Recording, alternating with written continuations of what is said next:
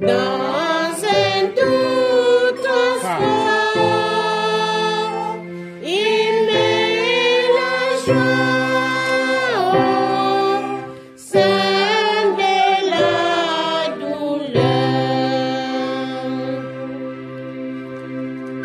Qui te connaît, oh, noble et tendre amour,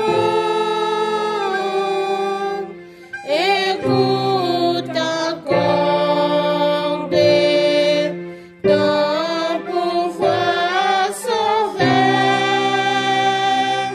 rejette tes volontés pour toujours, du monde juste, les a pas trompés. L'amour triomphe, même de la mort, force invincible, Christ mon rédempteur, sa flamme brille dans un doux transport,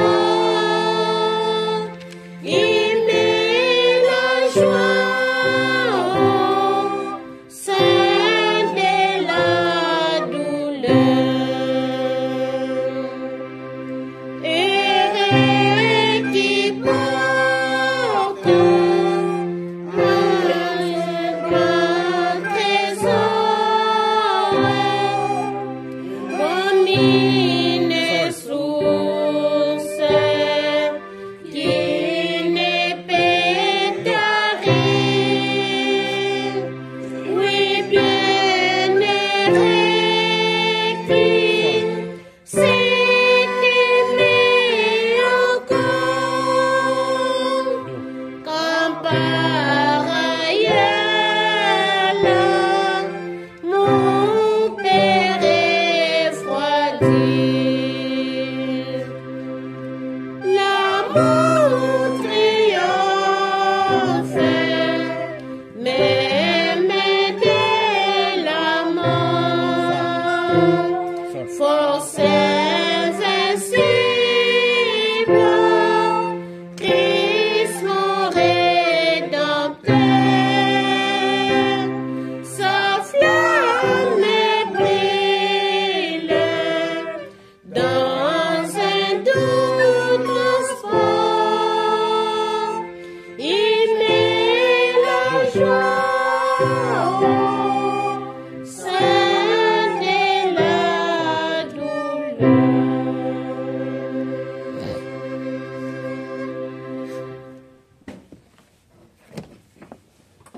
Au nom de Dieu, le Père, le Fils et le Saint-Esprit. Éternel Dieu Tout-Puissant, Père bien-aimé, bon Père Céleste. Ce matin encore, nous sommes venus auprès de toi.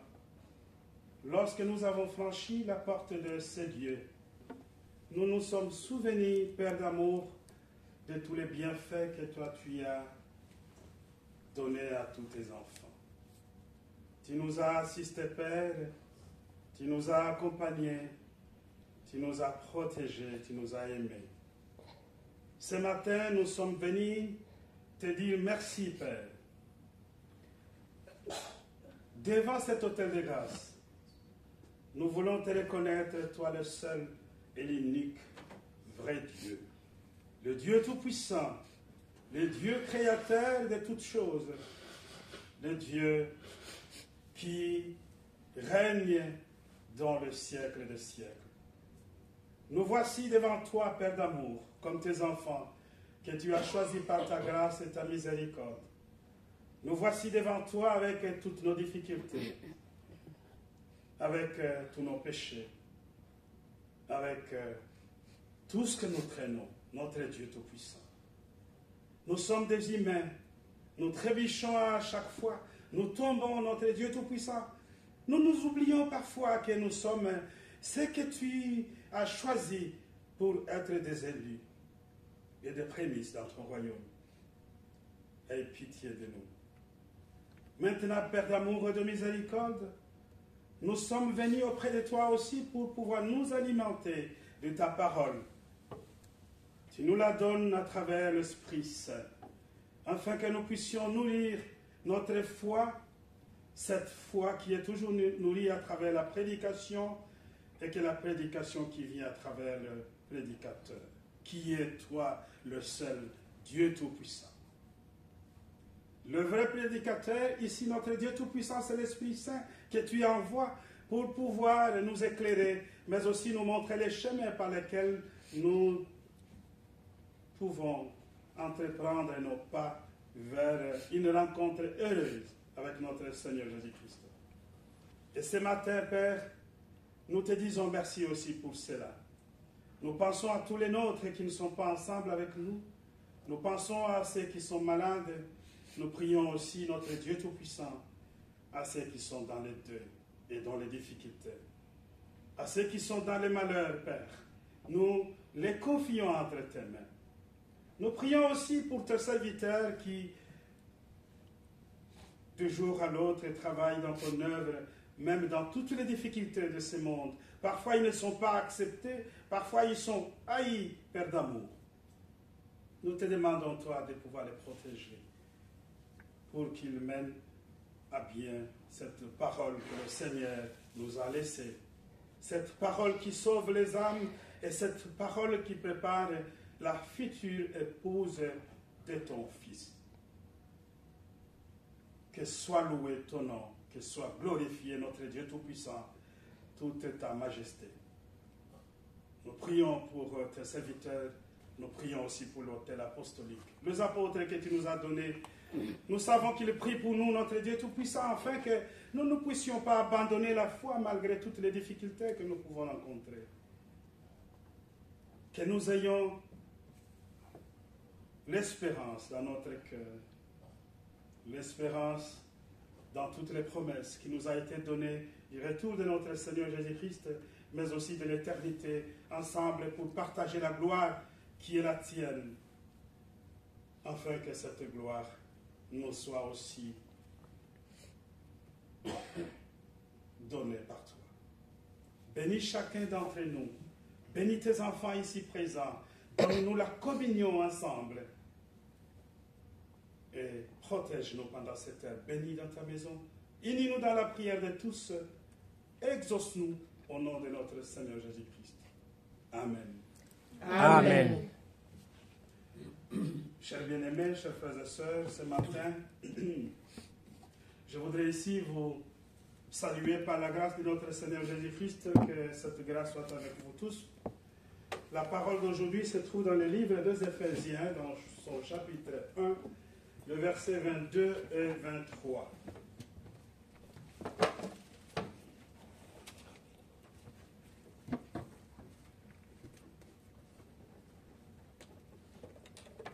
Il a tout mis sous ses pieds et il a donné pour chef suprême de l'Église, qui est son corps, la plénitude de celui qui remplit tout en tous. Amen. Amen.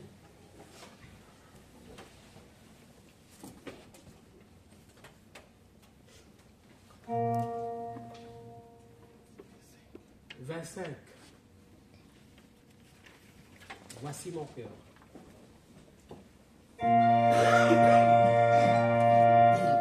Voici mon cœur, mon Dieu, qui soit à toi. Tu daignes l'écrire, oui, dans ces cœurs vibrants de saint témoin.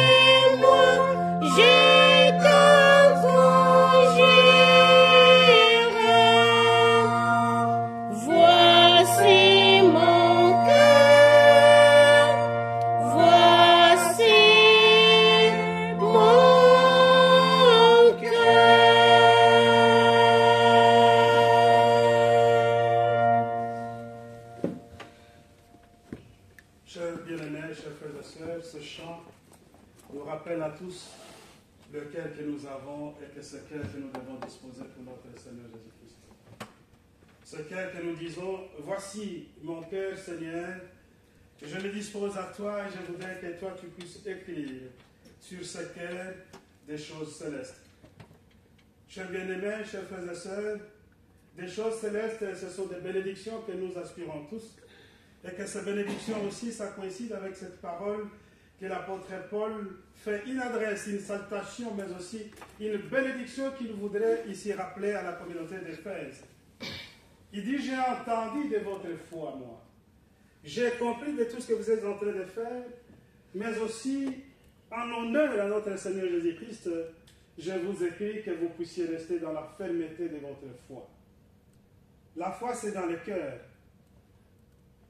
Mais les bénédictions aussi, qui sont célestes, sont promises pour notre cœur, pour notre âme. Chers bien-aimés, chers frères et sœurs, ce cœur qui est disposé à servir le Seigneur, c'est ce cœur qui se prépare tous les jours possibles et qui s'approche de Dieu, qui ne s'éloigne jamais de Dieu.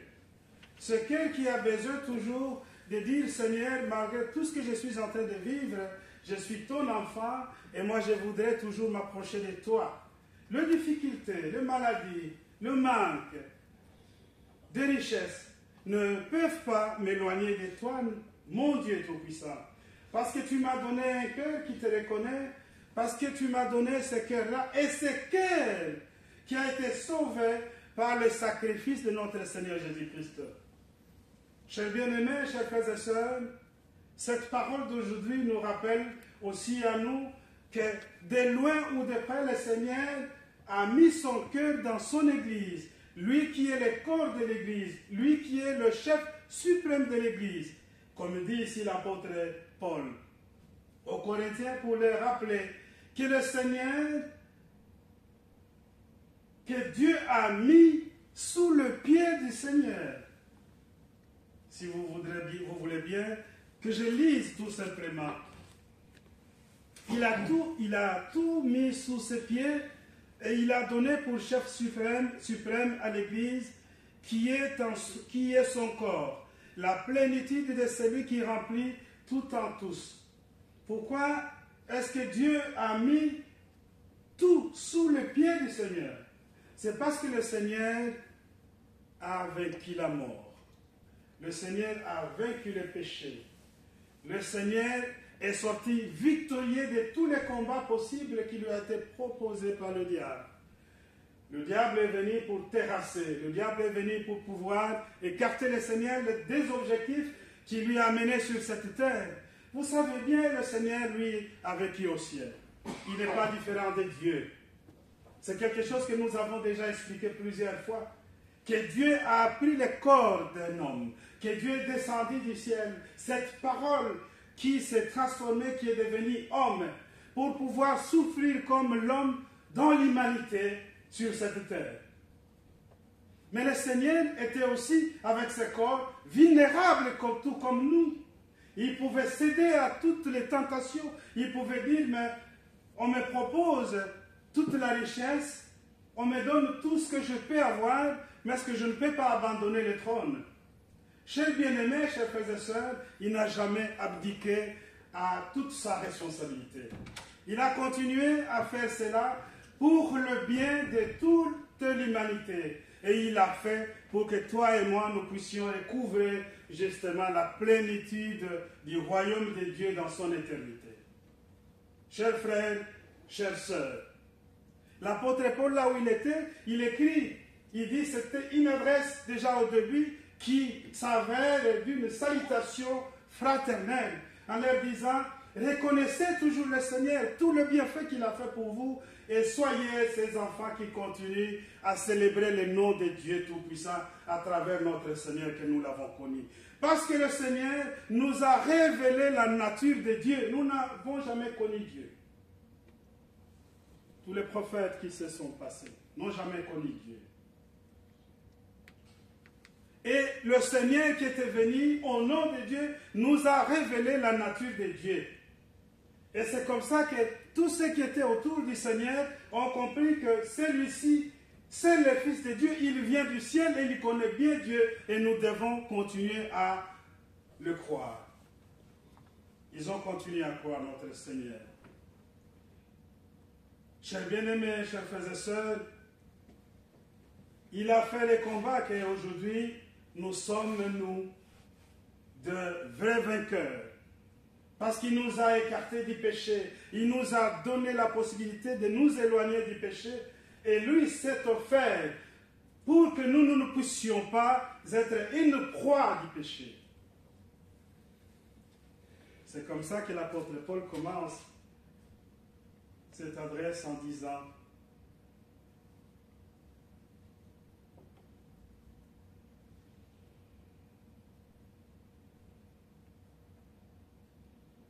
Paul avait l'habitude de dicter ou de faire copier ces choses à ses disciples. Et ici il dit: en lui, Dieu nous a élus avant la fondation du monde, pour que nous soyons saints et irréprochables devant lui. Il nous a prédestinés dans son amour à être ses enfants d'adoption par Jésus-Christ, selon le bon plaisir de sa volonté. Dieu l'a fait et nous a prédestinés d'abord. Qu'est-ce que ça veut dire ce terme? Parce que Dieu connaissait déjà au préalable que nous sommes ses enfants, que nous ne pouvons pas nous disperser dans le monde sans pour autant venir auprès de lui. Et c'est comme ça qu'il a envoyé le Seigneur comme une occasion qui justement vient à notre rencontre pour que nous puissions retourner à Dieu, parce que nous étions déjà dès le départ ses enfants. Et nous sommes des bienheureux pour cela, chers bien-aimés, chers frères et sœurs. Alors ici encore il dit: c'est pourquoi moi aussi, ayant entendu parler de votre foi au Seigneur Jésus et de votre amour pour tous les saints, je ne cesse de rendre grâce pour vous.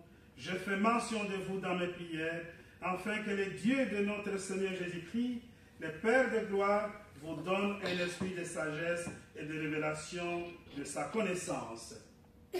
Paul explique aux Éphésiens que j'ai entendu parler de vous, j'ai entendu parler de votre foi, de la foi de cette communauté. C'est pour cela, ça motive, ça me donne l'occasion de pouvoir, dans mes prières, de mentionner de vous. Les prières vont à Dieu. Mais la mention du nom des enfants d'Éphèse fait ici, refait surface dans la parole de Paul. À travers sa prière, nous pouvons dire, il intercède pour cette communauté. Pourquoi il vient intercéder? Parce qu'il est déjà motivé à travers la foi de cette communauté qui ne cesse de venir auprès de Dieu à travers les œuvres qui sont en train d'être accomplies. Parce que ces enfants d'Éphèse, ce sont des enfants de Dieu qui ont compris qu'en Seigneur Jésus-Christ, nous avons toute la plénitude de pouvoir hériter le royaume de Dieu. Cela veut dire que le royaume de Dieu est à notre disposition. C'est nous qui voyons si nous acceptons ce royaume à travers ce que nous sommes en train de faire, ce que nous sommes en train de dire, ou nous repoussons le royaume de Dieu parce que nous n'en voulons pas. Mais la communauté d'Éphèse a accepté, quand je dis la plénitude, parce que cette plénitude est entre les mains du Seigneur. Mais qu'est-ce que le Seigneur? Lui qui nous fait révéler le Dieu Tout-Puissant, il nous donne la plénitude, nous aussi, de pouvoir être le bénéficiaire du royaume de Dieu. Chers bien-aimés, chers frères et sœurs, c'est très éloquent, toutes ces paroles que Paul adresse à cette communauté d'Éphèse. Mais Paul le fait parce qu'il y a quelque chose qui donne un déclic. C'est la foi de cette communauté. Pourquoi Paul ne parle pas des autres communautés? Entre guillemets, parce que ces communautés n'ont pas encore donné le déclic à Paul. C'est vrai que Paul a écrit à beaucoup de communautés, comme vous le savez. La communauté de Corinthe, par exemple, mais on ne parle pas de la foi. Là, on parle des désordres qui régnaient dans cette communauté. Où Paul est en train d'aller leur donner comme conseil de pouvoir revenir auprès de Dieu et de laisser cette confusion qui était l'air dans la mentalité d'abandonner la foi et de commencer à se poser des questions. Ils étaient dans les doutes comme Thomas. Mais alors, ici, dans cette communauté, Paul félicite cette communauté, parce que cette communauté est pleine dans la foi. Cette communauté a compris que le Seigneur, qui est venu révéler la nature de Dieu, existe dans leur cœur à travers toutes les promesses qui leur ont été données. Et la plus meilleure de toutes les promesses, ce sont toutes les bénédictions célestes. Vous voyez que nous tous ici, nous avons besoin qu'on nous bénisse ici sur cette terre, que nous ayons beaucoup d'argent, que nous ayons beaucoup de richesses, que nous ayons des maisons, que nous continuions toujours à amasser tout ce que nous avons besoin. Mais cette communauté d'Éphèse est heureuse par toutes les bénédictions célestes. Par la bénédiction céleste qui sous-entend l'espérance qu'ils ont dans le cœur. Parce que ces choses-là, ils iront hériter lorsqu'ils seront ensemble avec le Seigneur. Et la première des choses, c'est le royaume de Dieu, c'est la vie éternelle, c'est la gloire que cette communauté devait partager avec le Seigneur. Quand on parle de la communauté d'Éphèse, nous pouvons aussi amener cette parole dans les contextes où nous vivons. Nous sommes des enfants de Dieu. Nous nous mettons dans quelle position? Celle d'avoir la foi en notre Seigneur Jésus-Christ, qui nous a révélé le Dieu Tout-Puissant et qui nous a promis toute la bénédiction céleste afin que nous puissions nous aussi hériter toutes ces bénédictions. Où nous avons besoin tout simplement de pouvoir nous contenter de ce que nous avons aujourd'hui comme les bénédictions terrestres, que Dieu nous donne la santé, qu'il nous donne l'argent, qu'il nous donne les enfants, qu'il nous donne des foyers, qu'il nous donne tout ce dont nous avons besoin sur cette terre, et rien d'autre, chers bien-aimés. Ici, Paul lui félicite cette communauté parce que cette communauté est ouverte pour le royaume de Dieu. Et de continuer, Paul dit, « Je ne cesse de rendre grâce pour vous. Je fais mention de vous dans mes prières, afin que le Dieu de notre Seigneur Jésus-Christ, le Père de gloire, vous donne un esprit de sagesse et de révélation dans sa connaissance, qu'il illumine les yeux de votre cœur, pour que vous sachiez quelle est l'espérance qui s'attache à son appel, qu'il vous illumine les yeux de vos cœurs. » Vous avez des yeux dans vos cœurs qui voient les choses célestes. Vous ressentez les choses célestes dans vos cœurs. Et ces choses-là vous donnent justement l'envie de continuer à servir le Seigneur. Et dans les bénédictions du ciel, on nous donne aussi les fruits de l'esprit qui doivent grandir dans notre... Quand je lis cette parole, je me dis, nous avons parlé avec l'ancien ici, grandir à l'intérieur et à l'extérieur de la communauté. Nous devons grandir dans la foi, mais nous devons grandir aussi avec les fruits de l'esprit, qui commencent par l'amour entre nous. Chers bien-aimés, si on regarde ici dans le livre de Galates, je crois dans son chapitre 5, le verset 22, on nous parle des fruits de l'esprit justement, que je voudrais ici mentionner ensemble avec vous en les lisant. Mais les fruits de l'esprit, c'est l'amour, la joie, la paix, la patience, la bonté, la bienveillance, la foi, la douceur, la maîtrise de soi. Tout ça, ce sont les fruits de l'esprit. Nous avons ces fruits de l'esprit, et ces fruits de l'esprit naissent à nous lorsque nous sommes dans la connaissance de la parole de Dieu. Lorsque nous comprenons ce que nous faisons dans la maison de Dieu. Lorsque nous abandonnons les idées de dire « je m'en vais à l'église parce que je voudrais me voir avec mes frères, il y a longtemps que je les ai vus. Je vais à l'église parce que si je ne vais pas, le prêtre va pouvoir me téléphoner, pourquoi est-ce que je ne suis pas venu à l'église.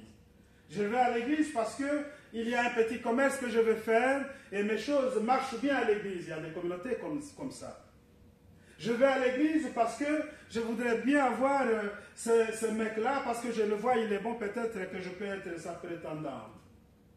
L'Église du Seigneur ne nous appelle pas pour toutes ces choses-là. L'Église du Seigneur nous appelle justement pour que nous puissions fortifier tous les fruits de cet esprit qui naissent en nous et que nous puissions préparer le royaume de Dieu pour nous-mêmes. Chers bien-aimés, chers frères et sœurs, regardez autour de vous quel est l'amour, parce que c'est celui-là le premier fruit de l'esprit. Quel est l'amour que vous portez en vous pour vos frères et sœurs dans la communauté? Regardez autour de vous quel est l'amour que vous portez dans l'œuvre de Dieu lorsque vous êtes en dehors de la communauté. Regardez autour de vous quel est l'amour que vous portez pour notre contemporain là dehors qui ne connaît pas le nom de notre Seigneur Jésus-Christ. Quel est l'amour que vous portez vous-même lorsque vous entendez la parole de Dieu qui vous touche, cette parole qui sort de la prédication ici à l'Hôtel de Grâce, qui vous a révélé quelque chose peut-être vécu dans votre vie. Quel est l'amour que vous avez à travers cette parole qui vous a animé, cette parole qui vous a réveillé, cette parole qui vous a dit, écoutez, mettez les pas sur le chemin du départ, avancez, ne reculez pas. Chers bien-aimés, chers frères et sœurs, nous ne sommes que des passagers sur cette terre. Mais le Seigneur, lui, il vient à chaque fois nous rappeler de tous ces dons qu'il est en train de nous amasser, les bénédictions célestes, qui n'expirent pas, qui sont pour nous, ses enfants. Et le Seigneur, il continue toujours à diriger son Église. C'est pourquoi on dit dans toute sa plénitude, il est le corps de l'Église. Il est lui qui est la vraie Église, que nous devons regarder, que nous devons continuer à suivre, que nous devons observer pour notre bien spirituel, pour notre bien éternel. Chers bien-aimés, mais dans toute cette plénitude du Seigneur, nous avons l'occasion, nous, d'être des enfants de Dieu. Ça, c'est ce qui est merveilleux pour nous. Ça, c'est ce qui est intéressant. Dans l'ancien temps, tous ceux qui vivaient dans ce temps-là, ils ont connu des châtiments. Ils ont connu des choses que nous pouvons appeler aujourd'hui des punitions. Vous savez l'histoire d'Adam et Ève. Ils ont été expulsés du jardin pour avoir commis un péché que Dieu leur avait interdit de commettre. Manger les fruits de l'arbre de l'intérieur du milieu du jardin. Ils ont été expulsés parce que Dieu ne revient pas sur ces mots. Il n'est pas un homme pour mentir, ni un fils d'un homme pour se repentir. Dieu reste comme il est. Il dit une chose et ça se réalise comme il le dit. Et lorsqu'il expulse ces gens du jardin, quand ils sont partis, ils ont considéré ça comme une punition. Il nous a punis. Et cette punition qui a été justement la leur et qui a continué dans toutes les générations jusqu'à aujourd'hui, le Seigneur est venu pour pouvoir l'effacer, afin que nous puissions être de bienheureux auprès de lui, dans son royaume. Mais si nous regardons aussi le temps de Noé, il y a eu le déluge. Les gens sont morts de la pluie, des inondations que Dieu lui-même a envoyées. Et tout ça, ils ont dit, mais ce n'est pas possible. Dieu nous a tués. Mais Dieu leur a demandé de pouvoir construire une arche avec Noé. Les gens n'ont pas voulu le faire. Ils sont restés, ils se sont campés dans leur position, mais ils ont trouvé la mort. Chers bien-aimés, le malheur aussi qui s'abattait sur Israël chaque fois, des guerres, des situations difficiles à gérer, des royaumes qui étaient toujours terrassés par les ennemis. Et ils ont dit, le Seigneur nous châtie beaucoup. Mais ces gens ont considéré le Seigneur comme le juge sévère de leur comportement, le juge sévère qui punissait tout le monde à la moindre faute qu'ils commettaient. Et à l'arrivée du Seigneur, le Seigneur a montré justement la nature tout autre de Dieu. Le Dieu aimant, le Dieu bon, le Dieu sauveur, le Dieu qui veut que les gens puissent revenir auprès de lui. que tous ces châtiments, toutes ces punitions, tous ces malheurs disparaissent à tous ceux qui viennent auprès de Dieu. Chers bien-aimés, ça ne voudrait pas dire que nous n'allons pas tomber malades. Ça ne voudrait pas dire que nous n'allons pas avoir des difficultés. Mais ça veut tout simplement dire que le Seigneur est venu préparer un chemin pour que nous puissions hériter le royaume de Dieu, là où il n'y aura pas la maladie, là où il n'y aura pas de châtiment, là où il n'y aura pas de souffrance. Comme dit le livre de l'Apocalypse, que Dieu Tout-Puissant essuiera les larmes de nos yeux. Et nous hériterons le royaume de Dieu et nous serons de bienheureux dans ce royaume-là et nous partagerons la gloire du Seigneur ensemble avec notre Dieu Tout-Puissant. Amen. Amen. Chers frères et sœurs, chers bien-aimés, je voudrais ici que la communauté chante un morceau et que je vais appeler notre diacre pour pouvoir nous assister. Nous allons chanter le 69.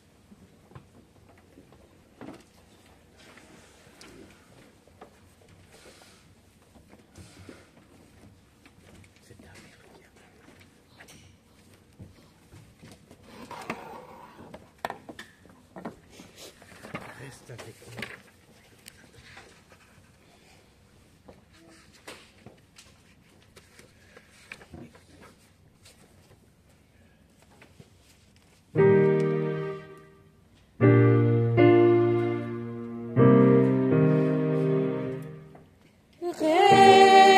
Reste avec nous, Seigneur, les jours déclinent. La nuit s'achève et nous menace tous. Mais près de toi, toute ombre s'illumine. Reste avec nous, Seigneur, reste avec nous. Jour après jour, il nous faut ta présence pour nous garder du mal et des secours. Seul loin de toi, nous sommes sans défense. Reste avec nous, Seigneur, reste avec nous.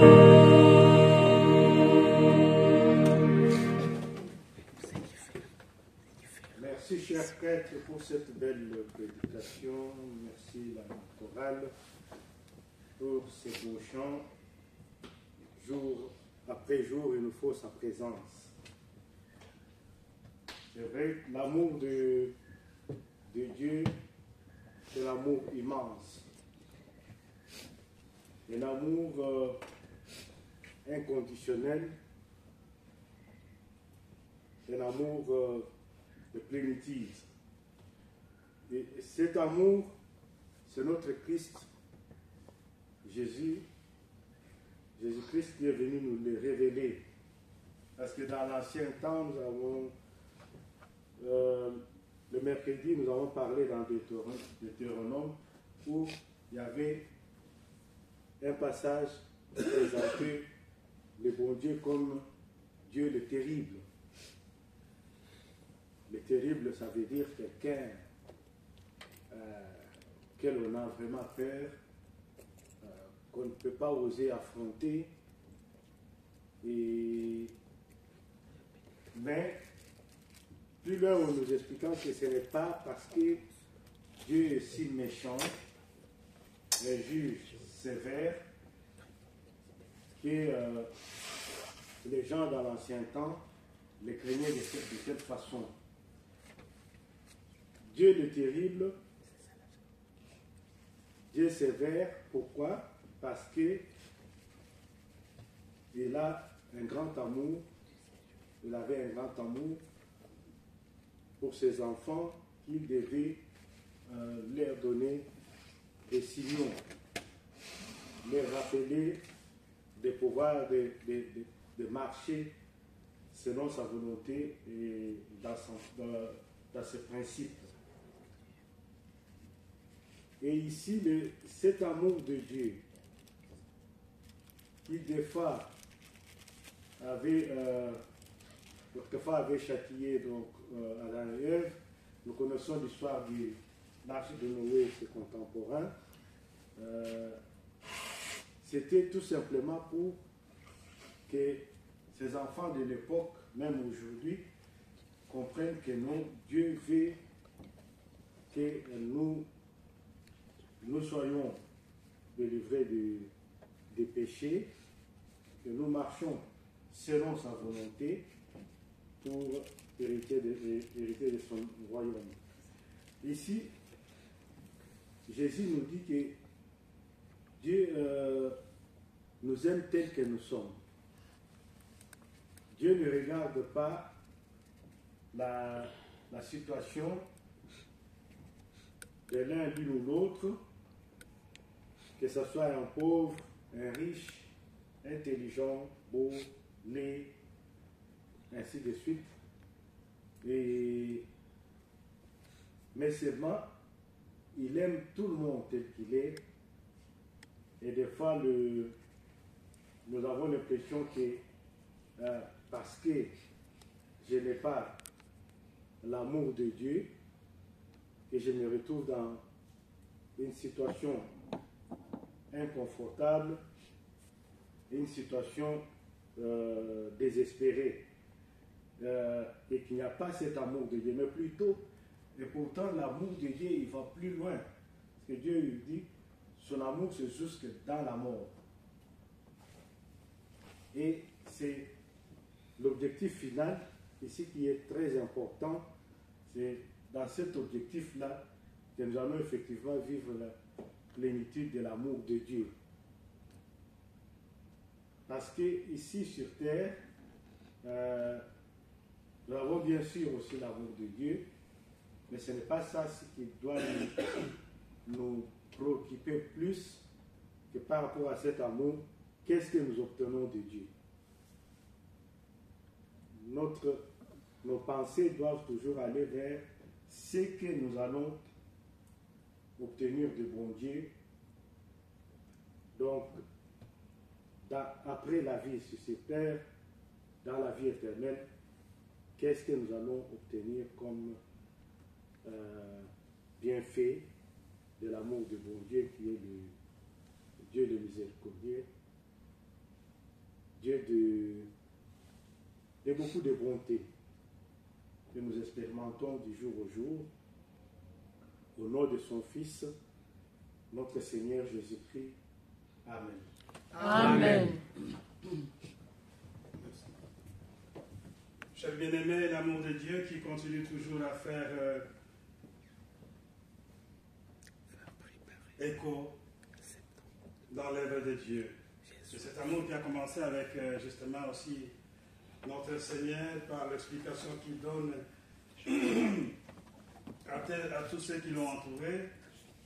Et la révélation justement de l'image de Dieu, de la nature de Dieu qu'on voyait, comme nous avons entendu ici à travers le diacre, que le Dieu terrible, le Dieu méchant, alors qu'il ne l'était pas. C'était tout simplement son amour et Dieu voulait que les hommes se conforment, que les hommes restent droits et que les hommes vivent justement l'amour de Dieu, mais ils ont continué à bafouer la vraie vie, la bonne vie, et ils ont entrepris le chemin de la méchanceté sur cette terre, parce que c'est horrible ce que vivaient les gens du temps de Noé. C'était horrible, si vous regardez même dans la Bible, ce que vivaient les gens de Sodome et Gomorrhe, mais c'était aussi horrible ce que faisait le juif de l'ancien temps. Parfois il s'écartait de la voie de Dieu pour pouvoir chercher le petit Dieu, créer leur Dieu, se mettre à l'écart. Et tout cela ne plaisait pas à Dieu. Dans son amour, il voulait que les hommes reviennent vers lui pour pouvoir continuer toujours à expérimenter cet amour grandiose de Dieu. Malheureusement, les gens n'ont jamais compris ça, et c'est comme ça que dans toute sa décision, déjà au premier jour, en chassant Adam et Ève, il avait promis le Sauveur qu'il avait envoyé, qui était le Seigneur, qui était venu expliquer justement que la nature de Dieu était tout autre que ce que comprenaient les gens de cette terre. Que Dieu était aimant, il était bon, il ne voulait pas donner tous ces châtiments à sa création, à l'humanité, mais que les gens, il avait besoin que les gens reviennent vers lui. Ils ont compris. Quelques-uns sont venus auprès de Jésus-Christ. Ils ont vu la plénitude de la bénédiction qu'incarnait le Seigneur. Ils ont compris que ce Seigneur, Jésus-Christ, qui parlait des choses du ciel, comme ça, il n'en revenait pas à cette époque-là. Il n'en revenait pas. C'est pourquoi vous verrez même des témoignages avec les disciples qui disent, il dit ces choses parce qu'il vient du ciel. Sinon, personne d'autre sur cette terre ne peut parler comme lui. Ainsi, nous revenons sur le chapitre.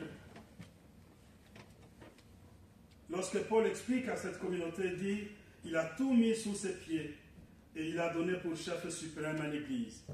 Il explique aux Éphésiens que Dieu a mis sous les pieds de Jésus-Christ tous ses ennemis. Il a mis sous ses pieds tous ses ennemis.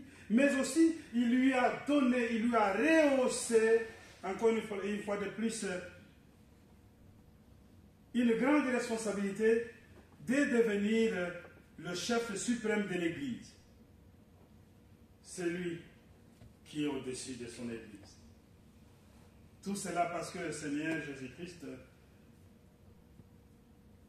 avait vaincu la mort et le péché. C'est comme ça qui est son corps, la plénitude de celui qui remplit tout en tous. Il remplit tout. Mais tout ce qu'il a rempli comme mission, il dispose maintenant une faveur à tous ceux qui viennent, comme toi et moi, auprès de l'autel de grâce. Nous avons la faveur à travers ce que le Seigneur avait rempli comme mission. Il est sorti vainqueur. Mais il a mis tout en tout. Ça veut dire, il a mis tout à notre disposition. Pourquoi? Parce qu'il a besoin que nous aussi, nous puissions remplir notre mission, que le jour du Seigneur, nous puissions comme lui, parce que nous avons le pouvoir de la résurrection en nous. C'est un rappel, chers bien-aimés, que nous, vous et moi, nous avons le pouvoir de la résurrection. Que ce pouvoir de la résurrection qui nous a été donné par le Seigneur fera en sorte que le jour du Seigneur, nous n'allons pas commencer à chercher qu'est-ce que je vais faire. Il est au ciel, il est dans les nuées, mais comment est-ce que je vais arriver là où il est? La Bible dit en un clin d'œil, tous seront transformés à la rencontre du Seigneur dans les airs. Mais comment cela se fera-t-il? Si nous n'avons pas ce pouvoir, nous avons ce pouvoir. Le pouvoir de la résurrection nous a été donné par le Seigneur, qui est son corps, la plénitude de celui qui remplit tout en tous. Le corps qui est l'Église, et le Seigneur qui est la tête de l'Église, et nous faisons partie du corps de l'Église, nous les membres de l'Église. Et le Seigneur, lui en premier, est ressuscité, il est monté au ciel. Il nous donne l'opportunité, il nous donne ce pouvoir pour que nous puissions aussi ressusciter quand deviendra le temps de la résurrection. Nous devons préserver tout cela. Nous devons préserver tous ces acquis. Chers bien-aimés, chers frères et sœurs, nous ne devons pas mettre de côté tous les acquis que le Seigneur nous a donnés. Toutes ces opportunités sont pour nous. Il nous l'a donné afin que ce jour, nous puissions être capables, nous aussi, de faire tout ce que le Seigneur avait fait Qu'est-ce que le Seigneur avait fait en dernière minute? Après la résurrection, il est monté au ciel. Et c'est ce que nous ferons nous aussi. En dernière minute, à la trompette de l'archange, au son de la trompette de l'archange, nous serons transmués en un clin d'œil. Et les morts en Christ ressusciteront en premier. Et ceux qui seront vivants seront transmués à la rencontre du Seigneur dans les airs. C'est parce que nous avons les acquis du Seigneur avec nous. C'est parce que nous préservons tous ces acquis. C'est parce que nous sommes toujours avec notre Seigneur. Mais que fait la communauté d'Éphèse? Ça garde la foi. Ça garde tous ses acquis. Ça garde toutes les bénédictions célestes. Mais que fera la communauté de Verviers? Ça doit garder tous les acquis. Ça doit garder toutes les bénédictions célestes. Ça doit garder aussi la foi. Afin que le jour du Seigneur, nous puissions faire partie du corps du Christ, qui est son Église, qui sera enlevée. L'enlèvement. Vous devez y penser. Vous devez continuer à mettre dans votre cœur que nous sommes ceux qui feront partie plutôt le jour de l'enlèvement, pour être ensemble avec le Seigneur. Parce que le Seigneur, c'est lui le maître de l'Église. C'est lui qui fait le premier corps de l'Église. Et nous sommes les membres de l'Église. Chers bien-aimés, chers frères et sœurs, les difficultés, les maladies, la mort, que tout cela ne vienne pas nous séparer de Dieu. Que tout cela ne vienne pas nous arracher la foi. Que tout cela ne vienne pas nous arracher les acquis que nous avons déjà. Que tout cela ne vienne pas nous arracher toutes les bénédictions célestes que nous détenons. Que toutes ces bénédictions seront pour nous quelque chose d'extraordinaire, comme l'explique ici l'apôtre Paul à cette église. Que Dieu vous bénisse, qu'il bénisse aussi cette parole d'aujourd'hui. Amen. Amen. Pour la Sainte Seine, chers bien-aimés, chers frères et sœurs, nous sommes allés aussi de ce qu'avait fait notre Seigneur Jésus-Christ à travers les sacrifices. Nous ne cesserons pas d'en parler. Et le sacrifice du Seigneur, c'est cet amour du Christ qui nous a rempli le cœur, afin que cet amour devienne le gage qui booste notre foi, qui nous donne la force de continuer, mais aussi qui nous révèle la plénitude du Seigneur. La plénitude dans toute sa splendeur, dans toutes ses dimensions, parce que lui, il est le maître des cosmos. C'est le maître de l'univers. Et tout ce qu'il avait fait, il a fait pour que nous puissions marcher malgré sur cette terre où est remplie beaucoup de pièges, nous puissions être sauvés par son amour, par son sacrifice. Et en marchant, nous ne puissions pas tomber dans les pièges de ce monde. Et le sacrifice du Seigneur nous ouvre encore une fois de plus la vie éternelle à travers la promesse de la résurrection, comme nous l'avons ici parlé. Soyez prêts d'accepter de rencontrer le Seigneur dans les airs pour le jour de la première résurrection, mais aussi soyez ceux qui reconnaissent son sacrifice tous les jours. Il a fait pour nous, il a fait pour notre bien. Nous chantons le cantique 70 pour la repentance.